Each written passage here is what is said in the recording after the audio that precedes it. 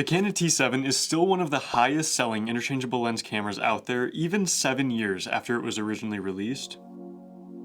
But is this still a good budget beginner option in 2025, or should you check out something else?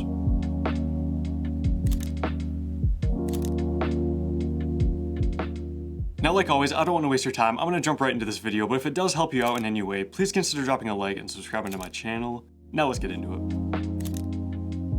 Alright, first and foremost, you can pick up this camera for about $479 with the kit lens. While it's definitely nowhere near the sharpest or best or fastest lens out there, it is a decent option to at least get started with this camera, and just using the kit lens and getting used to it will help you kind of decide which focal length and which type of lens you want to go into next. And speaking of lenses, this has Canon's EF mount, which is a super versatile lens mount. There are almost an unlimited amount of lenses you can get for this from all sorts of different brands at different price points that do different things. So basically there's no limit to the types of lenses you can get for this, no matter what type of photos or videos you plan on doing. And so with this 24 megapixel APS-C size sensor that you're getting in this camera, you're of course going to get really sharp, great looking images out of this. 24 megapixels is still pretty much the standard for this type of camera. Even brand new cameras coming out like the Canon R50, the Canon R10, the Canon R50V, those all have really similar 24 megapixel sensors to this, and those are pretty much brand new cameras. So even given this camera's age, it still has a pretty great high resolution sensor that's going to give you really great sharp looking photos as long as you have the right lens and as long as you have decent lighting. Now when it comes to the photo burst rate, this can shoot up to 3 photos per second, which honestly isn't anything to write home about. 3 frames per second isn't that good for sports or for any sort of fast moving objects.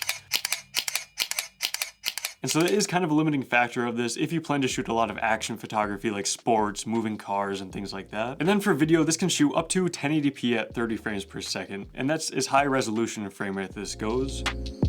And so you're not getting any sort of 4K video out of this camera, so it's not going to be great for any sort of professional video or anything you need really high quality video for. And there's also no sort of high frame rate or slow motion video. Like I said, you're maxing out at 1080p at 30 frames per second. There's no external microphone input jack or headphone output or anything like that either.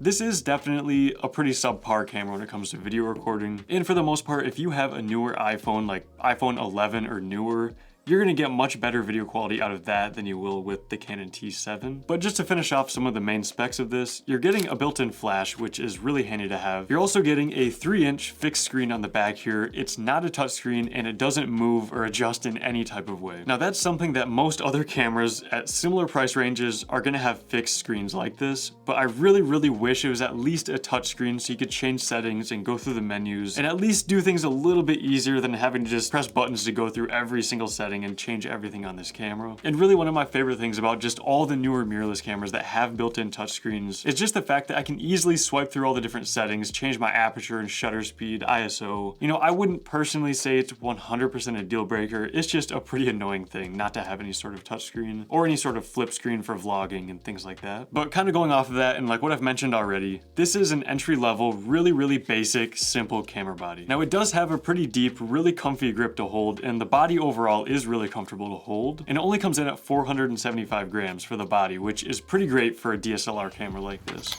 But what that does mean is you're really not getting any additional features other than exactly what you need. You know, you get a mode dial up top to change the modes, of course a power switch, a button to pop the flash up, you know, your shutter button, getting a dial up top here to change your shutter speed or your f-stop, and then pretty much just a couple buttons on the back for changing your ISO, going through the menu, you know, autofocus, white balance, things like that. You have an SD card slot on the bottom with the battery. On this side here, you're getting a mini HDMI, mini USB, and then a remote port, and that's pretty much it for this camera body. It's super simple. The build quality is pretty plasticky, which plays into how light this camera is. It's absolutely nothing like the rugged, professional, you know, well-built camera bodies you get from something like a Canon R5 or R6, or especially like an R3 or R1. But of course, that's really nothing you can expect from one of the most budget-friendly interchangeable lens cameras out there. Alright, real quick, I want to talk about some of the lenses and accessories that I use with my T7 and just some things that I recommend for any beginner getting started with this camera. If you don't have a kit built out already or any accessories or things like that, I think these will really help you out with getting started with this camera. And of course, this video is not sponsored or anything like that. These are genuinely the accessories and lenses and things that I typically use with my T7. So first up is this right here. So the T7 does come with a Canon camera strap that works fine, it's decent, but I personally never use the included camera straps. I always use a quick release one. So like this PGY Tech camera strap I have right here, you basically attach these lugs to your camera and then you can just snap this camera strap right on. Just within a couple seconds and you're ready to use it. And as soon as you don't want to anymore, you can just pull it right off and there you go, no camera strap. If you've used a regular standard camera strap, you know how annoying it is and how long it takes to thread them in and off every single time you want to take it on and off your camera. All right, next up, you're definitely gonna want spare batteries for your T7. It does come with one battery, of course, and a charger, but if you're gonna be going out and getting photos or videos with this camera, you gotta have at least one spare battery with you. And I personally bought this Artman 2-pack. Now keep in mind, these are third-party batteries. They're not genuine Canon batteries. And people are generally pretty split between only wanting to use on-brand first-party batteries and then just not really caring and buying third-party brands.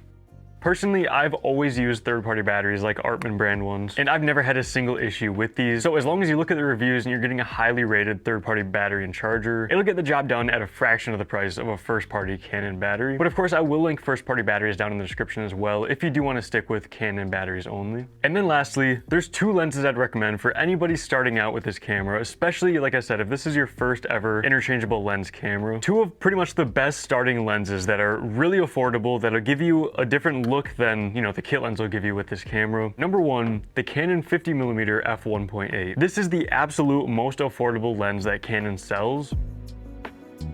It is pretty widely known as the best first lens for any Canon EF mount camera like the T7. This is going to really improve your low light performance. It'll give you a lot better background separation for getting portraits, for product photography, and really anytime you want to separate your subject from the background and get more of a crisp, sharp look. Now, if that's too zoomed in and you're actually looking for something even wider of an angle than the kit lens on your camera, that's going to be more like the 0.5x on your smartphone. That's where the Canon EFS 10 to 18mm lens comes in. This is an ultra wide 10 to 18mm lens. It has image stabilization built in. It's also a very affordable lens for what it offers. It's really sharp. And I would say if you're looking for a wider angle than the kit lens, this is pretty much your best option unless you have a lot higher of a budget. And also, this is the bag I use the most. I wasn't really gonna bring this up because there are so many different great camera bags out there, but this has been my go-to bag. This is a KNF Concept, tiny little bag. This whole kit fits easily inside this bag with a bunch of extra room for other things. So I'll link this down in the description as well if you want a really budget portable camera bag. All right, now let's get back to the video. All right, I know I already brought some of these up, but now I want to talk about some of the big standout features of this camera, as well as some of its big limitations. So first of all, the 24 megapixel sensor out of this camera is still definitely more than enough for getting really sharp, really great looking photos with great dynamic range, great colors, you know, especially if you're in good lighting with a good lens like a Canon 50mm f1.8. Even with the kit lens itself, you can get some pretty great looking images out of this camera still.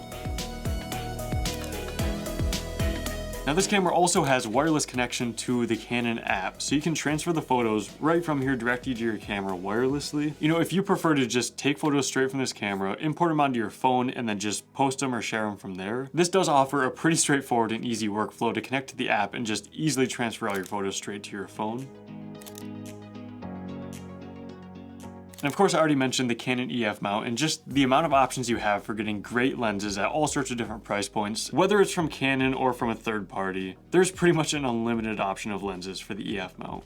Now, there are some downsides and some limitations that I want to bring up about this camera. So first of all, being a DSLR camera in the world of mirrorless cameras nowadays, this is a bigger, bulkier body than a lot of other mirrorless cameras, and especially entry-level mirrorless cameras that, you know, would be at similar price points to this. And really just in general, when you compare this to entry-level mirrorless cameras that are more recent, like the Canon R50 and R100, almost in every single way, those are just going to be a little bit better, a little bit faster. You know, they're going to have better autofocus than this. You know, the T7 is definitely lacking when it comes to autofocus, reliability, and speed, and just performance in general. When it comes to burst shooting speed, when it comes to video quality, video resolution, even when it comes to post-processing, stabilization, this camera nowadays is starting to lack quite a bit in every single department versus its mirrorless camera counterparts. But of course, one of the biggest selling points of this is its incredibly low price point. And I think at its price point, this is still a great option for beginners that just can't spend the extra money on, you know, more expensive mirrorless cameras, more expensive lenses. You know, if this is what you have a budget for and you want just a brand new camera that you can go to the store and buy to get started with interchangeable lens photography,